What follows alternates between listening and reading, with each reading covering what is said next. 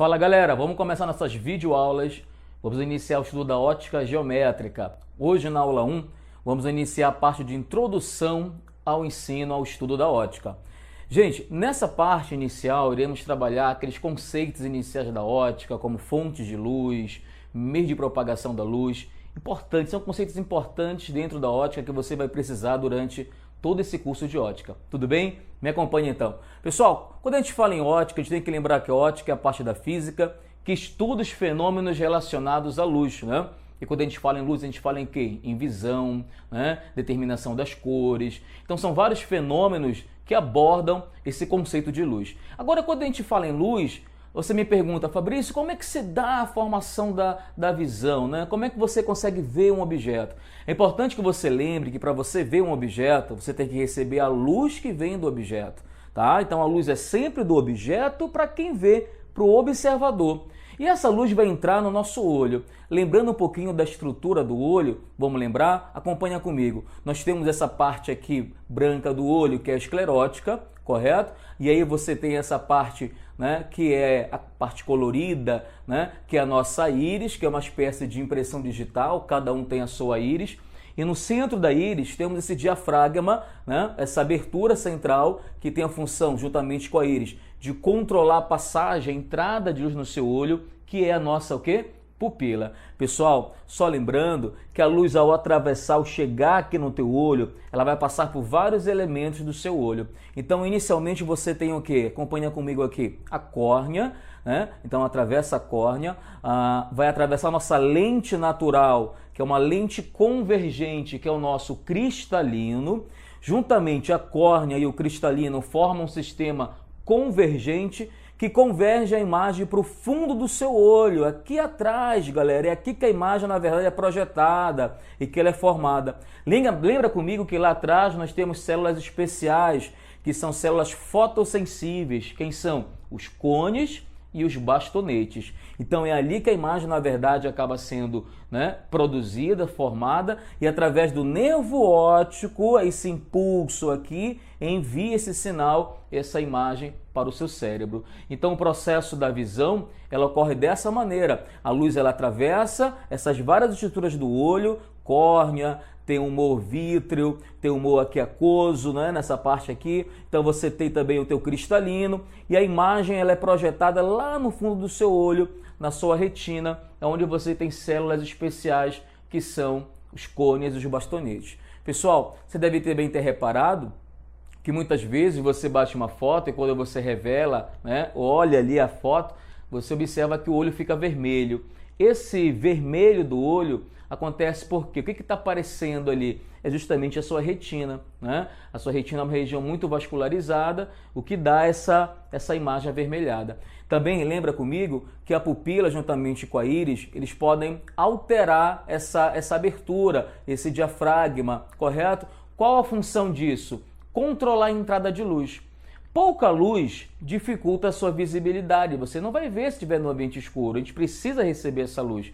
Porém, muita luz também pode provocar o quê? O ofuscamento da visão, pode danificar a sua retina, então tem que ter um equilíbrio. E quem faz esse equilíbrio é justamente esse sistema, né, onde você tem aqui a tua íris com a sua pupila. Tudo bem, gente? Legal. Pessoal, aqui nós temos duas imagens que mostram fenômenos ópticos que nós vamos trabalhar muito ao longo da ótica. O primeiro fenômeno aqui, onde você tem a luz batendo e voltando, nós chamamos de quê? Reflexão da luz, tá? Então, onde é que eu tenho reflexão, Fabrício?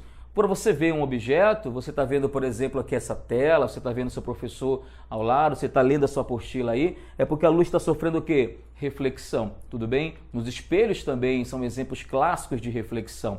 E aqui você tem um exemplo onde a luz está atravessando, mudando de um meio para o outro, né? Esse fenômeno onde a luz muda de meio, alterando a sua velocidade, nós chamamos de refração. Refração é mudar de meio. E aqui nós temos uma situação bem típica de refração, onde você tem um copo com água, um lápis aqui dentro dessa água. Perceba que a ilusão que você tem é que o lápis está partido, está quebrado, mas na verdade essa ilusão ela surge por quê? Porque a luz ela sofre um desvio no seu trajeto. E aí esse desvio, né, ao atravessar, ao mudar da água para o vidro e para o ar e chegar até o observador, chegar até você, faz com que você tenha essa ilusão de que o lápis está partido. Claro que esses dois assuntos vamos abordar depois com bastante calma, tá, gente? Tanto reflexão quanto refração. Existem várias leis que explicam esse fenômenozinho aqui. Tudo bem? Pessoal, acompanha comigo. Lembra que para você ver um objeto, eu tenho que receber a luz que vem desse objeto, correto? A luz vem do objeto até o observador. Porém, a maioria dos objetos que você vê, eles têm luz própria ou não têm luz própria? Você vê a Lua. Será que a Lua tem luz própria, gente? Não, né, galera? Então a Lua apenas reflete a luz. Mas quando você vê o Sol, quando você vê uma lâmpada ligada, é porque são objetos que emitem luz própria. Então, dessa maneira, podemos classificar essas fontes luminosas em duas categorias. Quando a fonte emite luz própria, dizemos que ela é uma fonte primária, ou corpo luminoso.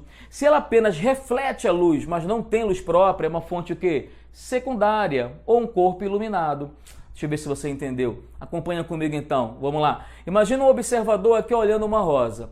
Qual é a condição para ele enxergar essa rosa? Ah, a luz tem que sair da rosa, lembra lá do objeto, e chegar até o olho dele, que é o observador. Mas essa rosa tem luz própria, galera? Não. Ela apenas o quê? Reflete a luz. De quem? Da lâmpada. Então a luz sai da lâmpada, que seria a nossa fonte primária, seria nosso corpo o quê? Luminoso, reflete na rosa e vai para o observador. Então a rosa seria o quê? A fonte secundária, seria o corpo iluminado. Então essa dica é importante para você. Então não esqueça, todo corpo que emite luz é uma fonte luminosa. Porém, se ele emite luz própria, ele é uma fonte primária. Se ele apenas reflete a luz, ele é uma fonte secundária. Fabrício, fala, e a Terra? A gente vê a Terra por quê? Imagina eu no espaço e estou vendo a Terra. Por que você consegue ver a Terra? Ela é uma fonte primária ou secundária, galera? É uma fonte secundária. A Terra não tem luz própria, ela reflete a luz do Sol. Tudo bem? Então, mais uma dica para você não esquecer isso daí.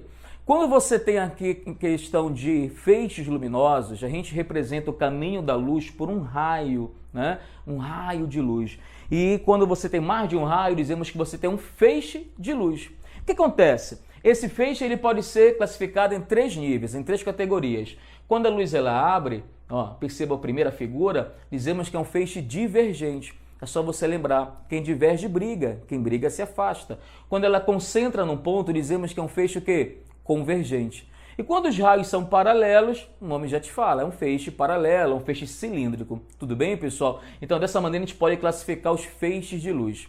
Cara, não entendi não, explica melhor. Dá uma olhadinha aqui então nessas 3 situações. Na primeira imagem você tem aquela lupa, que vocês devem conhecer. Quem não já pegou lupa, já concentrou a luz do sol com a lupa, né? Bem fácil de fazer, uma experiência bem simples. Na segunda imagem você tem uma lanterna iluminando uma parede. E na terceira imagem você tem aqui um holofote ou você tem um laser. Se eu fosse classificar essas 3 situações, né, em relação ao feixe luminoso, como é que seria? No primeiro caso, eu teria um feixe do tipo o quê, galera? Convergente, a luz concentra, converge, a energia naquele ponto é maior. Vamos ver que esse tipo de lente é uma lente convergente que concentra a energia, a luz aqui para o foco. No caso aqui da lanterna, a lanterna ilumina uma área maior do que a sua abertura, do que o seu diâmetro ali, o que indica que é um feixe do tipo o quê? Divergente. E o laser, ou holofote, ilumina uma área praticamente igual à sua abertura. Nesse caso, ele é classificado como feixe paralelo. Então fica de olho nessa classificaçãozinha aí, que ela é bem legal, bem interessante. Quando a gente fala em meios de propagação da luz, a gente pode classificá-los em 3 níveis, em 3 categorias. Lembra comigo? Quando você vê os objetos com clareza, dizemos que o meio ele é transparente.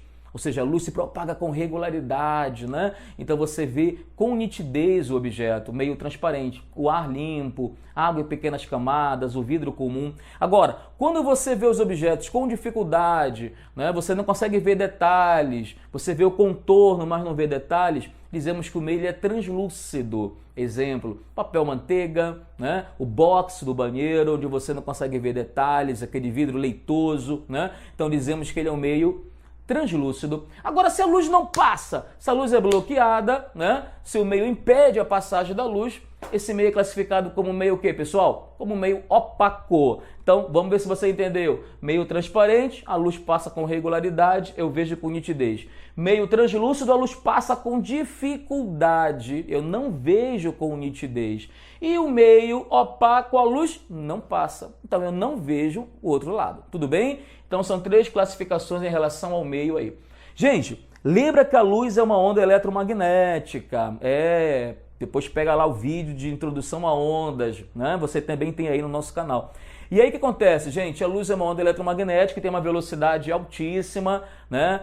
3 vezes 10 à quinta quilômetros por segundo, 300 mil quilômetros por segundo, ou 3 vezes 10 à oitava metros por segundo. É uma velocidade altíssima, né?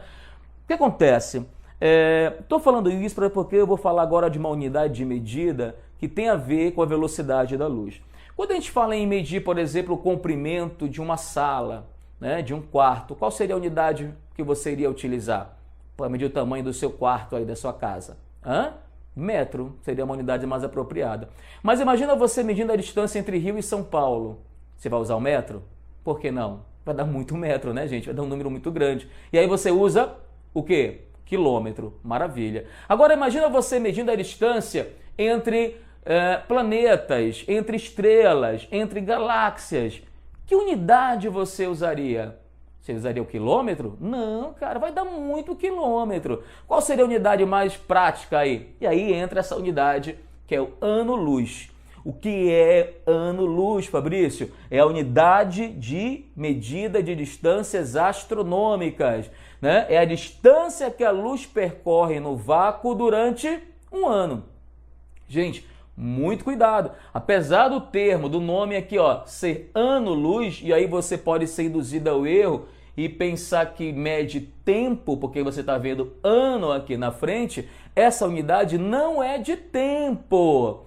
Ano-luz é unidade de espaço, de distância. É a distância que a luz anda, que a luz viaja, que a luz percorre no vácuo durante um ano. Quanto é que vale isso? 9,410 elevado a 12 quilômetros. É muita coisa. Cara, Fabrício, fala, eu tenho que decorar esse número aí? Não, não é isso, né? Não é obrigado a você decorar esse valor de ano-luz. Caso você precise calcular, calcule espaço, velocidade da luz vezes o tempo, né? Que seria um ano. Mas, veja bem, o que é importante aqui é você entender o contexto. Se ele falar para você assim, a estrela alfa está a 5 anos-luz da Terra. O que significa isso? Que a luz que sai dessa estrela, para chegar na Terra, vai levar 5 anos. Cara, gente, para você ter uma ideia de distância, que ano-luz é uma coisa uma distância bem considerada, a luz que sai do Sol, isso, nossa estrelinha aqui, a luz que sai do Sol e chega até a Terra, leva quanto tempo? Do Sol para a Terra, você sabe? Curiosidade? 8 minutos. 8 minutos e 20 segundos, para ser mais preciso.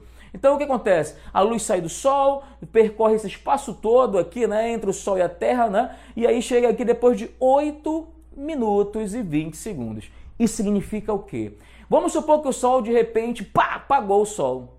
Não pagaram a energia lá, né? Não pagaram a conta e o governo foi lá e desligou o Sol. Cara, até o Sol está na crise, então, pois é. E aí apagaram o Sol. O que acontece? Se o Sol apaga, eu vou aqui na Terra perceber isso na hora? Por exemplo, meio-dia agora, ó, meio-dia, eu vou perceber, só apagou meio-dia, apagou, eu percebo na hora? Não. Eu vou perceber só depois de quanto tempo? 8 minutos e 20 segundos, né? Então, o que acontece? Só depois de 8 minutos, quando o último raio de luz saiu do Sol e chegou até a Terra, e aí que eu vou perceber que não vem mais nada, que o Sol apagou, entendeu? Então, na verdade, quando você olha o pôr do Sol, porque não vai ver o Sol meio-dia, vai queimar teu olho, né? Mas quando você olha o nascer do Sol, o pôr do Sol, aquele fenômeno belo da natureza, você não vê o Sol no presente. Você vê o Sol do passado, há 8 minutos atrás. Cara, que doidice. Pois é. Então tem um atraso, tem um tempo que a luz leva. A luz tem uma velocidade alta, é muito alta, mas não é instantâneo. Tem um tempo para chegar aqui. Por exemplo, galera, vamos imaginar que você tem aqui, quando você olha um céu estrelado, você sai de repente com a sua namorada, com o seu namorado, e você vai contemplar aquele céu noturno, né? De preferência longe dos grandes centros urbanos, com pouca luminosidade artificial, né? E você consegue de maneira bem nítida ver o céu como ele é bonito. E quando você contempla aquelas estrelas longínquas ali, você está vendo aquilo ali no presente? Será que essa foto é uma foto real? Cara, não é. Muitas estrelas que você está vendo ali, brilhando no céu, piscando para você, já nem existem mais. Como não? Não estou vendo, mas não tem mais. Ela já morreu. Porque a luz ainda está no espaço, né? A informação que ela mandou ainda está no caminho, ainda vai chegar para você. Mas a estrela, a fonte, já não existe mais. Cara, que doidice. Imagina uma estrela, por exemplo, a 500 anos de luz da Terra.